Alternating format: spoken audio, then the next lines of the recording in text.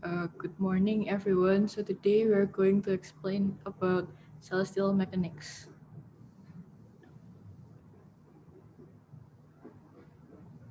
So, what is celestial mechanics? Celestial mechanics is the branch of astronomy that's dealing with the motions of objects in outer space. It is also the study of the motion of celestial bodies on the basis of the law of gravitation.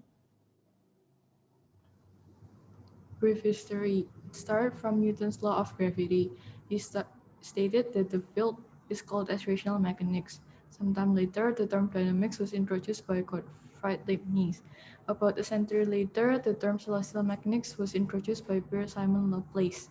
Celestial mechanics itself was translated by Mary Fairfax Somerville. So, one of the figures that hugely contributed to the term or the theory of celestial mechanics is Johannes Kepler. He was born in 27 December 1571. Johannes Kepler was a German astronomer, mathematician, and astrologer. His work led to the modern laws of planetary orbits. Kepler's model greatly improved the accuracy of predictions of planetary motion. Kepler's law of planetary motion. 1. The orbits of the planets are ellipses with the Sun at one focus. 2. The radial line from the Sun to the planet sweeps out equal areas in equal times. 3. The ratio of the squares of the periods of revolution around the Sun of any two planets equals to the ratio of the cubes of semi-major axes of the respective orbital ellipses. The Newton's law of gravitation.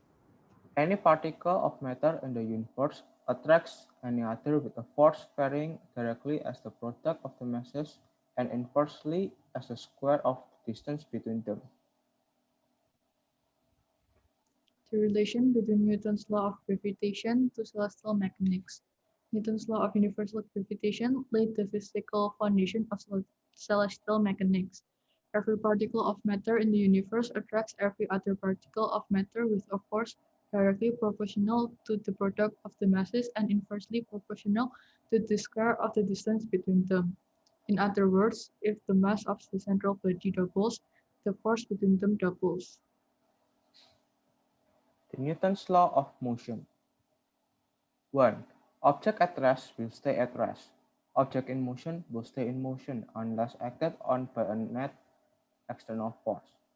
2. A rate of change of momentum of a body over time is directly proportional to the force applied and occurs in the same direction as the applied force. 3. When a body exerts a force on a second body, the second body exerts an equal but oppositely directed force on the first body. Laws applied to planetary motion. 1. First law says there must be a force acting on the planets. 2.